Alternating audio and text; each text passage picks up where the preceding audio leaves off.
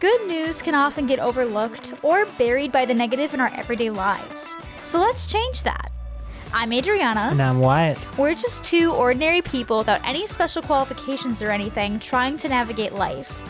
We invite you to join us as we share wholesome stories, news articles of hope, and ideas about how we can all make the world just a little bit brighter. We are uplifting positive stories.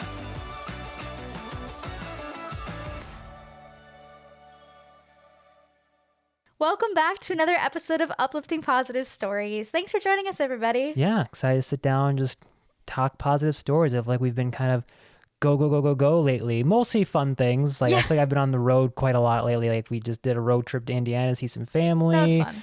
I did some driving a lot for covering the Arrowhead 135 race up in the north. That was quite a time. I was here with the dogs, bunkering down while he was doing all that. So it's been very busy for a lot of things. But yeah, Wyatt's story that he covered was really cool for the Arrowhead 135. Mm-hmm. For those that don't know, for those who don't know, describe it. It's like one of the toughest races in the world, but I didn't even know about it until very recently. Up between the International Falls and Tower, Minnesota, in January, in the coldest part of the year, or by average is the coldest part of the year typically. It's a 135-mile race. You have 60 hours, and you can bike, you can ski, kick sled, or run. It's crazy. It's quite literally insane. You have to be a ultra marathoner to be able to even qualify for the race. And I watch so many people drop out, and there's not really a cash prize I'm aware of there. So they're just doing it for the experience. It for the thrill and to say they did it. But the people out there, they really loved it. They really they have to do it every single year. But also it's crazy. People hallucinate on the trails, on those cold, snowy trails in Minnesota. And they were talking sleepwalking at night. So they're just walking while sleeping and stuff. The guy who's in the lead, who won the foot race, was described that he felt like he's being chased by shadows because you're on these trails at night and your headlamp's the only thing that's lighting the path. It's quite crazy, and they pull 50-pound sleds. It's because they have to bring all of their own food and supplies to sleep out there, and they have everything a few you checkpoints, but everything you need to survive, you have to carry on your sled, which is crazy. And we were following a 74-year-old who was running the race. From our town area, so that was really, really cool. Yeah, he was 6 miles from finishing, which is so close and it's so impressive. So 129 miles, which is insane.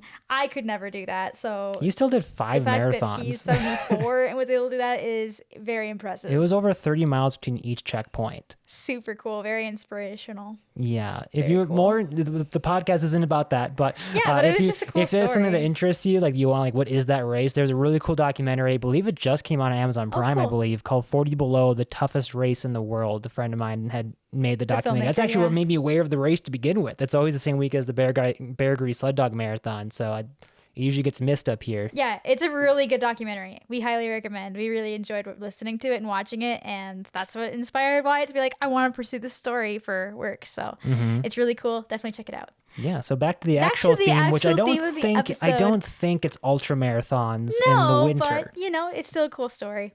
So today's episode is all about being inclusive, and once again, we're going to kind of come at this topic from a lot of different avenues. I've just found a lot of different stories that hit this theme, talking about making sure that everyone is included. If someone is looking like they're off on their own and no one's talking to them, including them. People that have different things that are unique about them and not making them feel weird about those things and including them in everything. Making adaptations to things to make sure that everyone can be involved, and just all sorts of avenues that we're going to come at from this topic. And there's some really, really, really sweet stories that I'm very, very excited to share. So we'll just jump right in because I have a ton of stories. Here we go. So this first one comes from the subreddit Ask Reddit, and the question was, what heartwarming story do you have to share that could cheer up somebody who's feeling down right now? So here we go. When I was little, around 7 or 8, I went to a family reunion and there was a man there that was about my father's age. He has a disability, I think muscular dystrophy or something similar, and is wheelchair bound. He has limited use of 2 fingers and that is all. He used a little machine to talk. The only people that were going near him were his parents. I saw him sitting alone and decided, nope, not today.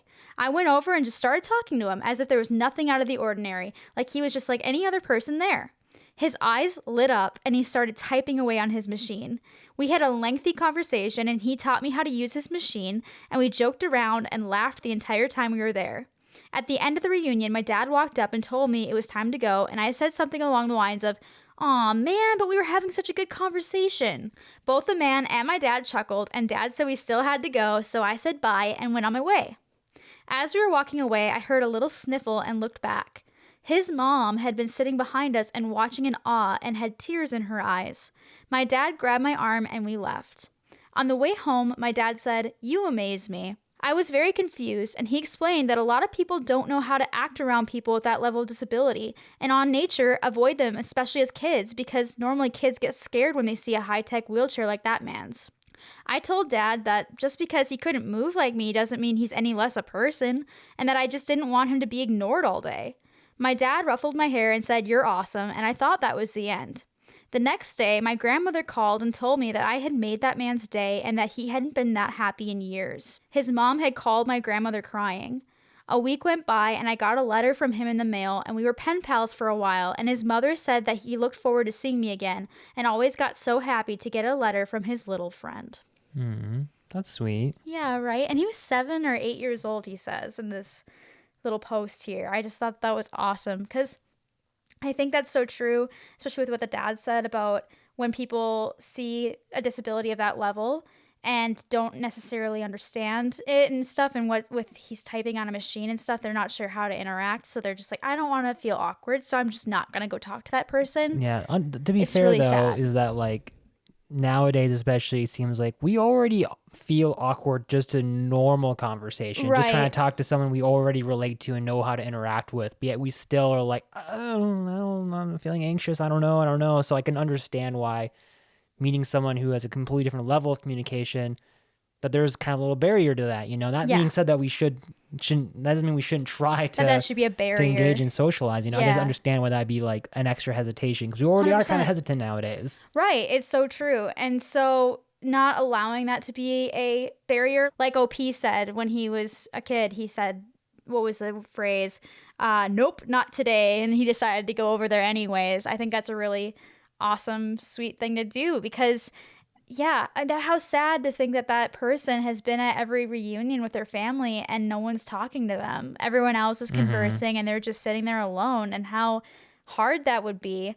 Again, it doesn't make them less of a person. Like, they still can have great Right. conversations, and clearly they did, because this little 8-year-old was like, I want to keep talking to them and be pen pals, It doesn't make them less of a person. And so why treat them like that and just ignore them? That's so sad. And so I just thought that was awesome that a kid recognized that and was like, I'm going to make sure that that person's not being ignored today. And because of that, made that person's day. And now they have a friend that every reunion they can talk with. I think that's so, so awesome. And I wish we could all be better at that, because I know that I've struggled with that too, feeling awkward in social situations and stuff. But I think that's something that's super, super important and really can make a huge difference in people's lives and stuff. So And we've told stories in the podcast before about like your friend group in high school used to be very welcoming to new people at school until like the foster friend group The of foster sorts, friend until you group, can yeah. they find their real group and stuff. So Yeah. like you kind of, granted, it's still different situation, but like reaching out to the person who maybe is kind of isolated or alone, 100%. This is with a different level of communication barrier. 100%. But yeah, I thought that was a really, really sweet story to start it off. Oh yeah. So next story here comes from Best of Redditor Updates, and it is titled, OP worries they disrupted a dinner party with a very wholesome update and ducks. So this was That was an originally... interesting pairing of words. Agreed. So this was originally posted on AITA, which is basically an am I in the wrong kind of thread. So this is what they said. Edit, I'm autistic and I don't like peas because of the texture that makes me feel bad. I'm dependent on my mom because I'm not able to live on my own yet, but I'm learning. I didn't realize that could change the context of this story until it was pointed out to me. Thank you for your insight so far. Hello, I am 20 and I live with my mom, 48, in the UK. Mom hosted a mini dinner for some colleagues. Her husband has a big house and a garden where we sat. I don't like dinners and eating with strangers, but I had to sit with them, which was a little bit stupid. They made food I don't like. It had peas in it, and I don't like peas. My mom knows this, but I wasn't allowed to eat other stuff because it would be making a fuss, and there was no time to make other things. I was not allowed to make something myself either. I picked out the peas for my dinner to feed to ducks at the pond close to my stepdad's house because I know ducks like peas. They shouldn't eat bread because that's bad for them. I put all the peas in a little cup with my spoon. Mom's boss was sitting opposite of me and asked what I was doing, so I told him. He was silent for a while and then said, "Okay." We didn't talk a lot, but sometimes he asked me a question and I answered. At the end, he gave me some more peas that he had removed from his own food. I asked if he also didn't like peas, and he said, "I do like peas, but I also like ducks, so they can have my peas," which I think was nice of him. He also gave me €5 to buy ice cream for myself when I feed the ducks, which was very nice of him. We didn't talk much, but I think he was a nice man, and I liked him. But when he left, he talked to my mom, and she came to me, and she was angry or upset. She asked me if I spent all dinner picking out peas, and I said no. I also ate the pasta bits, but there were a lot of peas to pick out. She asked why I did that in front of everyone because that's very rude to do during a dinner. It shows you do not like the food and are not interested in the guest. This is exactly what I thought, so that's true. Mom said that she understands that it's not nice, but if she says it's important, like she did before dinner, then it is really important. I should keep that in mind.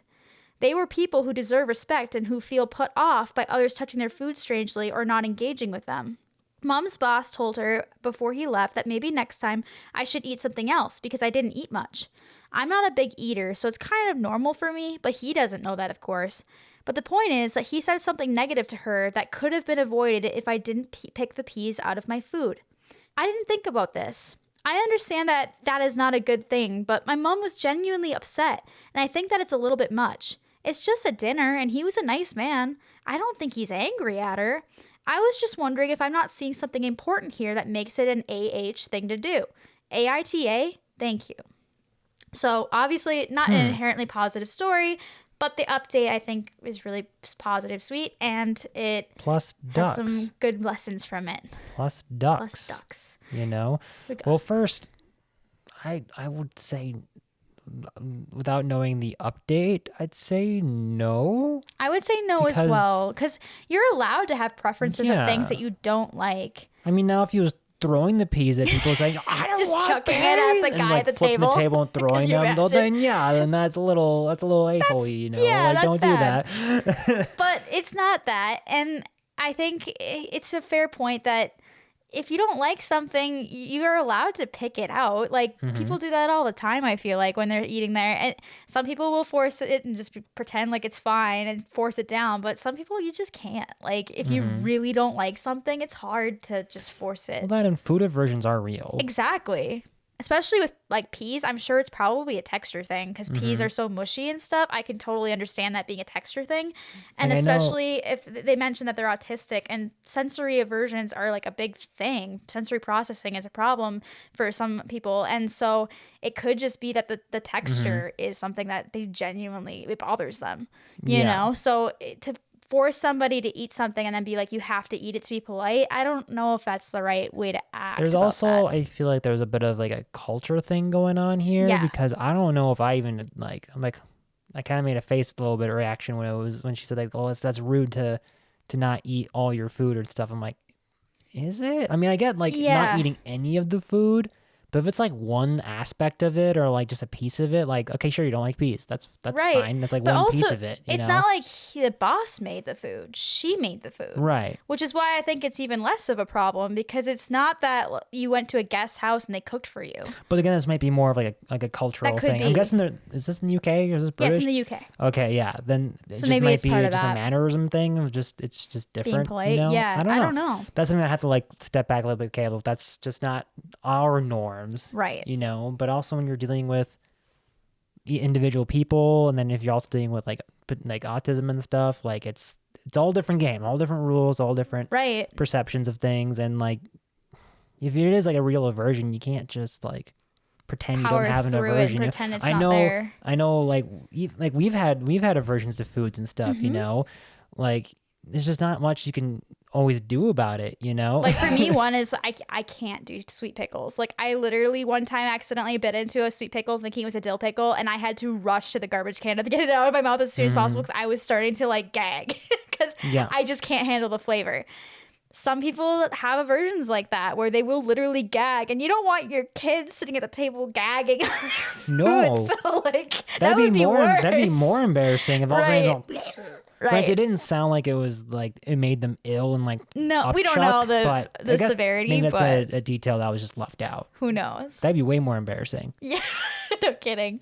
So going on to this update, 'cause I think it's well said and it has some interesting points here. Here we go. Hello. Thank you so much for your insight. I appreciate all the comments and also the awards. I think that's very cool to receive. Some comments said to talk about it with my mom. I did, and it went very well. She said sorry and said it was not my fault. She explained to me how it went, and I will try to tell it as short as possible. Mom was very stressed because she never hosts dinners. She wanted her colleagues to like it. They requested the recipe. She forgot that I don't eat peas because she was too busy with her colleagues. She wanted me to eat with them because at her colleague's house, his kids also ate with them. She didn't want to make a fuss about my autism because sometimes I'm rude when people ask about it. She said her head was all over the place that evening. I said to her that that's why I couldn't have made my own food. She said that was difficult because there was no time for that. I didn't realize because I'm not good with time awareness. I asked her to communicate with me next time and be more clear about what I can or can't do. She said she will and said I can help cook next time too. Almost every comment said that her boss was nice. He probably wasn't angry or upset with her. I told this to my mom. She said sorry to me again because she wasn't upset at me at all. She was embarrassed because she tried to get me to behave normally, and she shouldn't have done that. She took it out on me on a whim. I also said sorry because I didn't realize that it could have been important for her work status. I just thought they were like friends. She said it was okay because I didn't make a big fuss and I didn't get loud or walk away, and she's proud of me for staying at the table and also thinking about the ducks. We concluded that we both learned things. I learned things because I now know more about work dinners and manners. She learned things because she now knows to communicate and explain more to me to avoid stress. In the comments, people also said her boss might have experience with autistic people. I asked my mom, and it was a little bit sad. His little brother was autistic, but he died 10 years ago. It made him sad because he loved him a lot. He told her I should eat things I like next time because it upset him to think my mom was worried about appearances so much that I had to be uncomfortable during dinner. He also said that dinner was really good and that he's happy to have her in his team at work. He's a good person and a good boss. I sent him a thank you email with my mom. Last thing is that I fed the ducks the peas. I think they were happy about it. The thing with ducks is that they don't say that to you, of course. I got an ice cream with they swarm you instead. Exactly. More. I got an ice cream with 2 scoops at the pond. I also got one for my mom because I had money left. It was a little bit melted when I came home because it was 5 minutes walking, but she still liked it and she said I was amazing. Thank you for reading. Yeah. I feel confident saying this is a situation where no one's the A in this situation. Exactly. That's probably as wholesome as you get when it comes to an AITI. Yeah, right, exactly. You usually get extremely negative stories on AITA, so it's kind of refreshing to see like, oh, okay. We both learned things. Obviously, that was some kind of weird situation, but hearing her side, I was like, okay. Like, that kind of makes sense. Not saying that that's the right way to approach things, but you can understand and relate to, like, okay, like, you're feeling embarrassed and you're feeling pressure. And also, like, the comment made about, like, oh, that could affect your work status. God, I hope not. That's so stupid. Right. Like, it's not. But I know it does. Sometimes it can, I know it unfortunately, does. so but can I just say that's dumb? Agreed. Like, it should be about your work merit and stuff, right, not it's a about dinner. some social interactions or norms or whatever. Exactly. But I thought the point, too, that the boss had brought up about being more concerned about appearances rather than making sure that they were all comfortable at the dinner and stuff. I think that's an important thing that we all need to consider is worrying less about appearances and more about making sure that people are comfortable. Because I think that's ultimately more impactful and more important because making people feel like their wants and needs are less than appearances, I feel like is not good. That's basically the gist of it. And so I thought that was an interesting point that the boss brought up. And I think that's a learning lesson for her, the mom, in that moment is realizing that, hey, I was putting appearances over their comfort in that situation and what they're wanting or not wanting in a meal. With my kids, so I need to be more mindful of that. I think that's important for all of us to kind of keep in mind in social situations and stuff as well. So I think that was a good learning lesson for her. And then obviously like OP mentioned, they learn too about the etiquette of work dinners and how there's a little more than just, you know, having dinner with a friend. It's a little more stressful, and understanding the stress involved with that, and giving maybe her a little more grace in the situation if she's being kind of stressy and not communicating as well as she usually does. Yeah. So I thought that was a really wholesome update. And it was very inclusive for ducks. For ducks as well. For ducks. Exactly. Must be Making Halcyon sure from they Baldur's get their Gate 3. peas. Get some little peas. There we go. So, on to our next story. This one comes from Casual Conversations, and it is titled, I have been secretly learning my deaf coworker's native sign language for 6 months. Today, I finally used it. Here we go. Okay. I work at a small bakery, and about 8 months ago, we hired Sarah. She's deaf and usually communicates through writing notes or basic ASL with a few coworkers who know some signs. But I noticed she video calls her family in a different sign language. Turns out she's originally from the Philippines, and Filipino Sign Language is her first language. So I started learning FSL in secret. YouTube tutorials during breaks, online classes after work, practicing in front of my bathroom mirror every night. It's been incredibly hard keeping it from her because we work closely together, but I wanted to wait until I was somewhat decent at it. Today was her birthday, and when she came in for her shift, I signed, "Happy birthday, I hope you have a wonderful day," in FSL.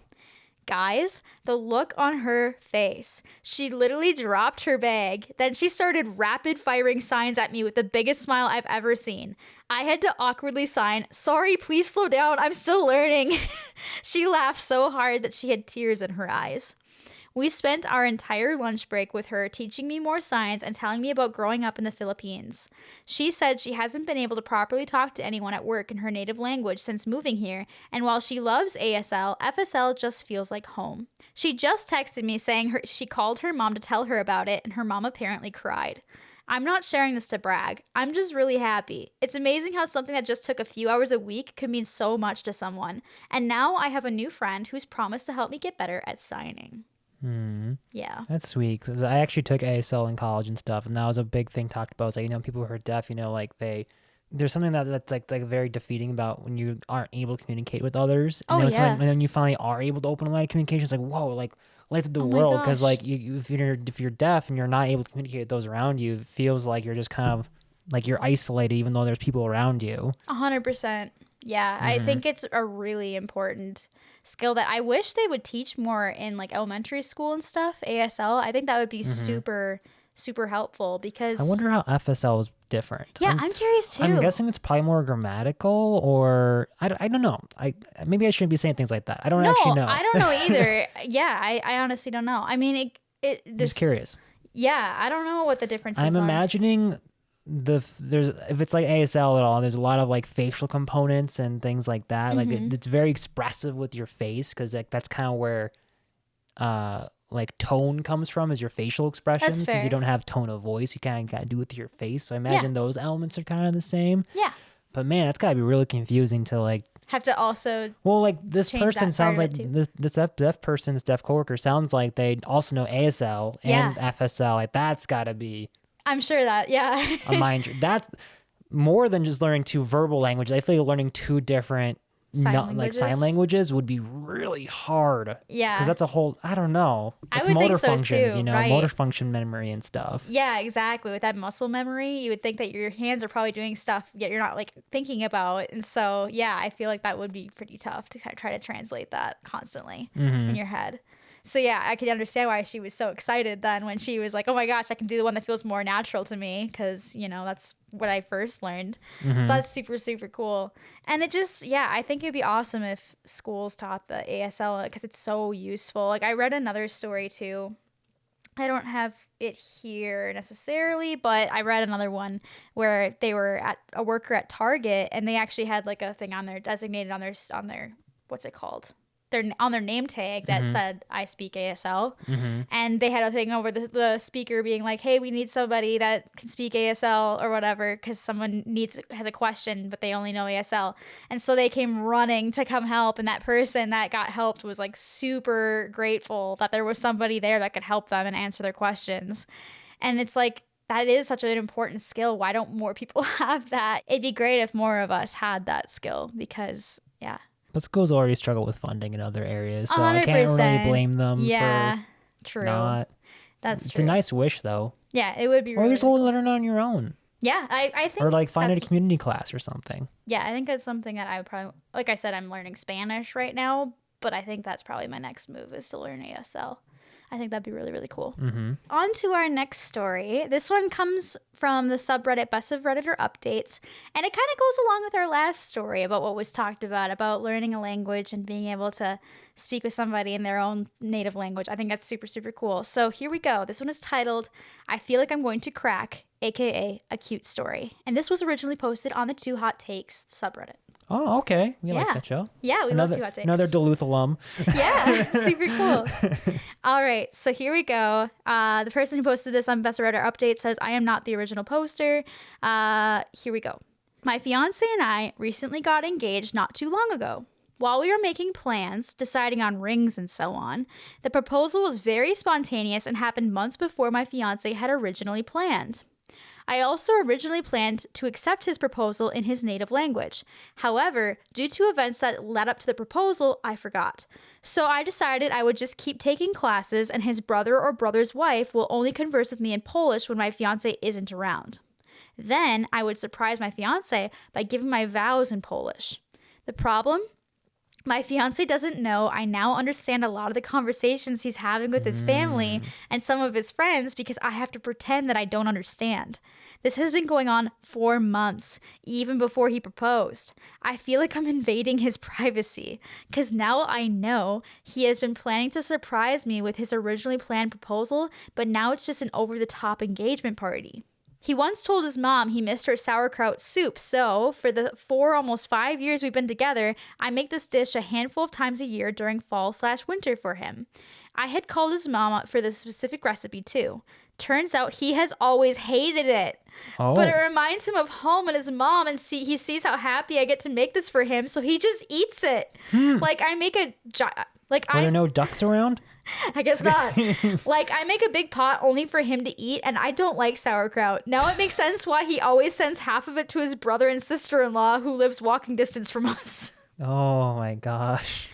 He has been hiding my favorite candies around the house for the last 2 years. I will find my favorite candies in places I was surprised to find them in, like a random drawer here or on a shelf there. Like, I get so happy and will run to him in my excitement about these random candies I must have forgotten about.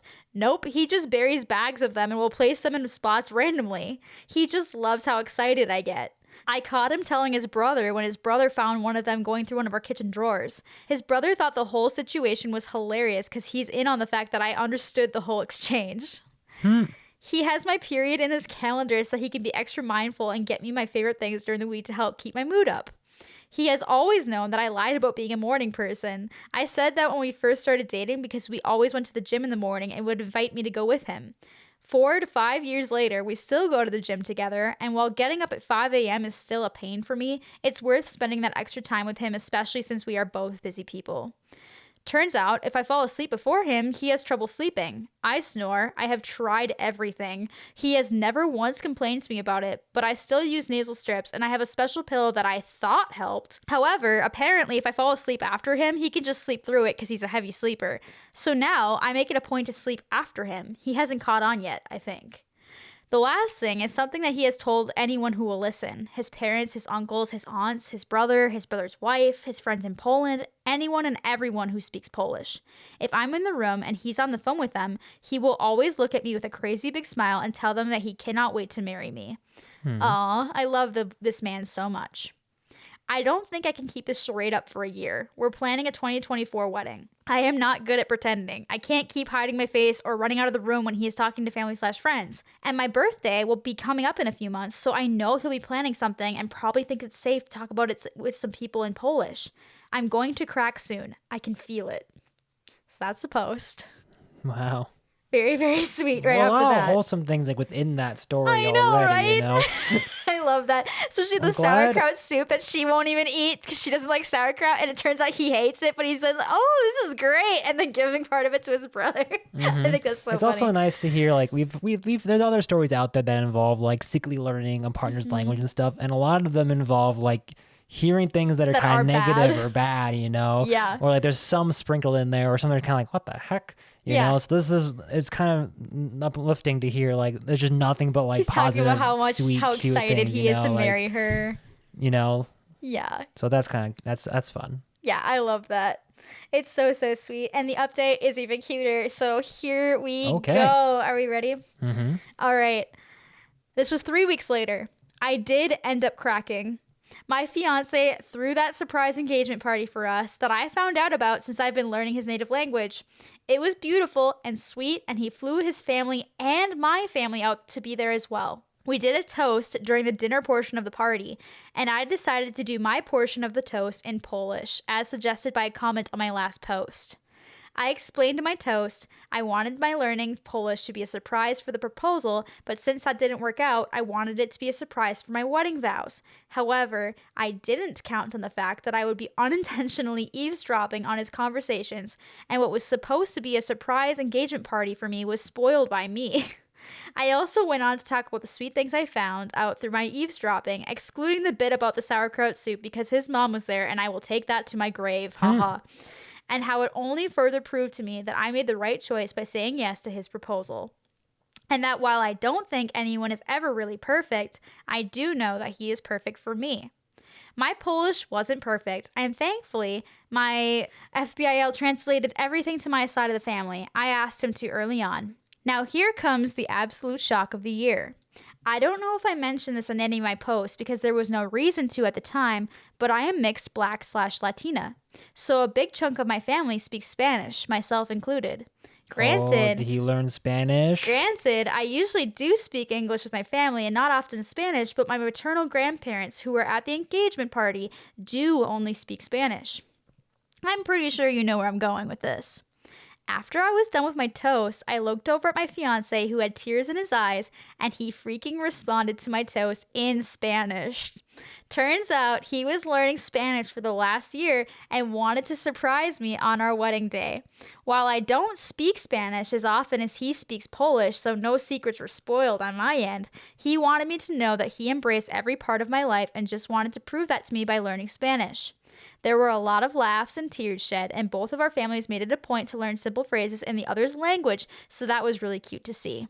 All in all, I'm still planning to do my vows in Polish, and he plans to do his vows in Spanish and English since half my family also only speaks English, haha. I'm happy I'm not eavesdropping anymore because I did not enjoy invading his privacy despite the sweet things I did end up learning. So that's that. I'm just very excited to spend the rest of my life with this man. Not to take away from the wholesomeness, because that's very, very wholesome, but how funny would it be if the actual like happening of the story was that she did this big long speech in Polish, and then his version of the Spanish speech in response is gracias. And that's like, that's his Spanish, you know?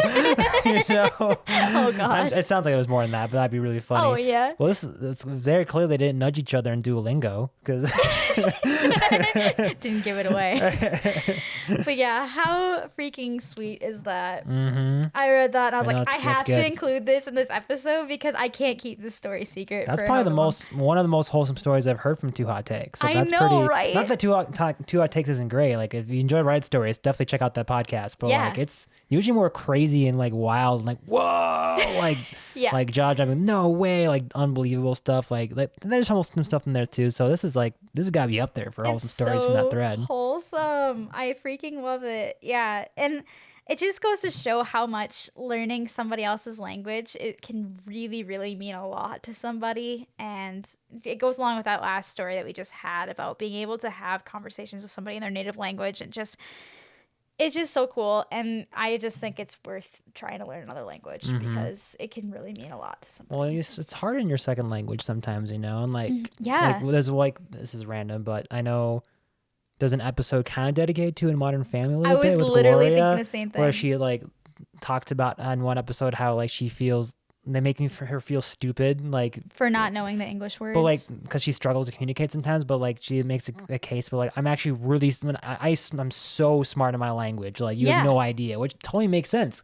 I'm probably super dumb in every other language because I don't know the language that well. You know, how do you find the words? You have to, like, or she in the show had said that like you know how hard it is to have to constantly translating in your head, like to keep up with the thoughts of things you're saying and how to translate my thoughts back. Right. You know? 100%. And That was a great line that they had in that show, because it really does kind of boil it down to that. Like, yeah, you shouldn't assume somebody knows less just because they're trying to translate in their head to another language. The fact that they know another language at all is impressive, because how many people even know 2 languages? Probably better than you.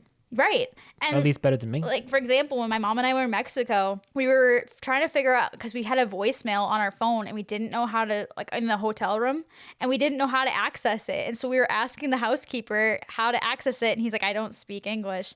And I'm like, okay, well, I know some Spanish, and I'm trying so hard to translate. How do I ask him how to use the answering machine? Because I didn't know the words for answering machine. And I felt like such a dummy as I'm like doing charades basically with Spanglish. Like, I'm using basically the little bit of Spanish I know, trying to get across what I'm wanting. And this guy's just looking at me like, I'm sorry, I don't know what the heck you're trying to ask me. And I just felt so stupid.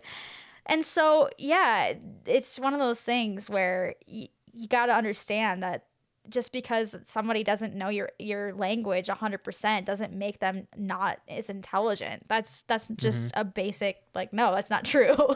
And so, yeah, just by us trying to learn other languages, all of us, it just helps us to be able to be more inclusive and to be able to have those conversations with people. And yeah, it's just awesome. And now they can have their own fun with they could theoretically, if they really want to mess with people, like they could have full conversations that go from English to Polish to Spanish and then back to English, all in the continuous. I mean, I don't know how solid their other languages are. Yeah. Like, I'm not sure, but how fun could that be as a couple? Like to be changing, like in mid conversation, going between 3 different languages. You know? Yeah, exactly. That'd be cool. Super cool. Really cool. get some people that, wait, what? Exactly. So on to our next story. So this story is from the subreddit Made Me Smile, and someone posted this. It was a screenshot of a story. I'm not sure where they got it from, but the caption was heartwarming. Here we go. I work at a bookstore, and a few weeks ago, a little black boy came in wearing a Spider-Man shirt. I asked him who his favorite Spider-Man was, and he replied Peter Parker. I told him mine was Miles. He didn't know who Miles was, so I took him to see the cover of a book with Miles on it. Miles Morales. Miles Morales. I watched a look of confusion come over his face. He looked up at me and said, "But he's black." I said, "Yeah, Spider-Man is black in those comics." His eyes got big, and he grabbed the comics from my hand before running off yelling, Mom, Spider-Man looks like me! Spider-Man looks like me!" Yeah. That's cute. That's the story. It's short, but it's really, really sweet. Mm-hmm. And yeah, I came across this one. I'm like, I think it very much encapsulates this theme, because I think it is so important to have that representation in different media and TV shows and comics and movies and stuff like that. That's why it's awesome when we see like Disney's putting out like Disney princesses that are from different cultures and stuff like that. I think it's so important to have that. I know for me, even growing up, that was a huge thing, having girls and like power roles in movies, because there wasn't a lot. You know what? You watch a lot of like superhero movies, and especially when I was growing up, there really wasn't that many besides maybe like old Wonder Woman, I guess. And like, but back then, did you watch Old Wonder Woman? No, I didn't. It doesn't count that. And so for me, like the biggest versions of that were honestly maybe Kim Possible. Kim Possible. Maybe Harry Potter was the biggest one. But she's still a supporting character. She was a supporting character, but that just having a powerful female in the like one of the leads was for me a huge thing as a role model. I'm like, wow, she looks like me. You know what I mean? I can picture myself being like her and being this super studious, smart kid in school, but also being really awesome. And, you know, it was just seeing myself in that role and thinking I could be cool like her. You know, it's just something that's so important. And throughout the years, I think that's gotten a lot better with like female representation in movies. There's still a long ways to go and stuff, but I think that it can really make a huge impact, especially on kids, when they can see themselves in the movie in an awesome role like a superhero. Oh yeah, for sure. Someone show that kid Spider-Man Into the Spider-Verse and Across the Spider-Verse like right now. Show it to them stat. But yeah, I just thought that was a great representation of that. Oh yeah. Really, really, really sweet. All right, here we go. We got 2 quick little news articles we're going to go through. Some quick hits. Here we go. So this one comes from News 5 Cleveland, and it is titled Medina County Library Matches New Inclusive Toys with Themed Books for Children. So this Medina County Library in Ohio has started having a local group called Replay for Kids debuting their unique toys at their library. It's an organization that's been around in the county for a while, and they take toys and adapt them so that kids with different needs and abilities can more easily play with them. To quote the article, sometimes children's toys are not intuitive, especially for kids navigating special abilities. She explained that sometimes the buttons are small, are really hard to push, even for me as a grown-up, but not these special toys. So they have these little adapted toy packs, which include 5 matching themed books with the toys that kids can check out with their library card. I just thought that was really, really cool. Mm-hmm. And a great example of adapting something in a simple way that then everyone can have access to, even kids that might have trouble with, like, for example, being able to push little small buttons if their motor skills are a little harder for them, or things like that, making it so that everybody can access them. I thought that was really cool. Mm-hmm. So this is the library, right? Yeah, it's a library. I just did a news story on for Valentine's Day, like people like wrote letters to our local library and stuff, like showing their appreciation of the library and stuff. They got over 1,000 letters. Like, it was. Libraries make a huge impact in their communities, for sure. Gives people access to books that maybe they wouldn't otherwise be able to purchase, especially like for kids that are in low-income households and stuff, being able to have access to books that, again, they might not be able to get at their local book fair or wherever. So, yeah, libraries are a huge deal. So support your local libraries. Yeah. And then this next story, real quick, comes from WGBH.org, and it is titled, Memory Cafes Serve Up Joy to People Living with Dementia. So these cafes are becoming more and more popular. There are about 20 in the Boston area alone. We have one in there was a Cloquet area. Do I we? think there was I don't know if it was, I think it was called Memory Cafe or some version of that. Really? Yeah, I did a news story on it, or I did a photo shoot for it a little while back, like a year or so ago. I didn't know that. That's super cool. They're trying to get them more up in our area, up in Duluth, Superior. I think Superior is where specifically they were trying to get another one going and stuff. I hope they have by now. It was a year ago that I did the visuals for that story. That's really cool. I didn't know that they were in this area. I thought they were only still on the East Coast. So that's really, really cool. I mean, I don't know if it's the same association or something, but it was called. I thought it was called Memory Cafe. If memory serves me, they're trying to like increase the number of them around the United States. Yeah, there's it says here there are around 600 across the country. Okay, then probably. So it probably is one of those. That's so cool. So they're becoming more and more popular. They offer... Sorry, not Cloquet, Carlton. Oh, which is next to Cloquet. Gotcha. To quote the article, they offer memory-challenged adults at risk of slipping into isolation from friends and family a place for coffee and companionship. Apparently, the first one actually opened in the Netherlands in the 1990s at an actual cafe. And then because of grassroots efforts, it spread to the United States. They're now increasingly in churches, senior centers, museums, and libraries. And they offer all sorts of activities, from like astrologer visits to dance workshops and all sorts of stuff. When I went to, they were building their own pizzas. Oh, fun. That's cool. That's awesome. So made me hungry. It's just a way for people that have dementia and Alzheimer's and stuff to get together and kind of just socialize and just do activities and just kind of, forget the disease and just enjoy themselves, which is really, really cool. Another quote says here, people get progressively isolated because of the effects of Alzheimer's. We hear it again and again. People's friends just fall away. They don't know how to stay connected. So this is a way for people to stay connected and keep up those friendships and stuff like that. And apparently they say that a lot of times the friends and families that go to these memory cafes with their loved one also benefit. Another quote, the article, the other main thing that a care partner would get out of a memory cafe is seeing what is still left of that person's abilities and of that person's personality. The care partner can see their loved one in that positive light rather than the light of loss and what's gone already. Yeah.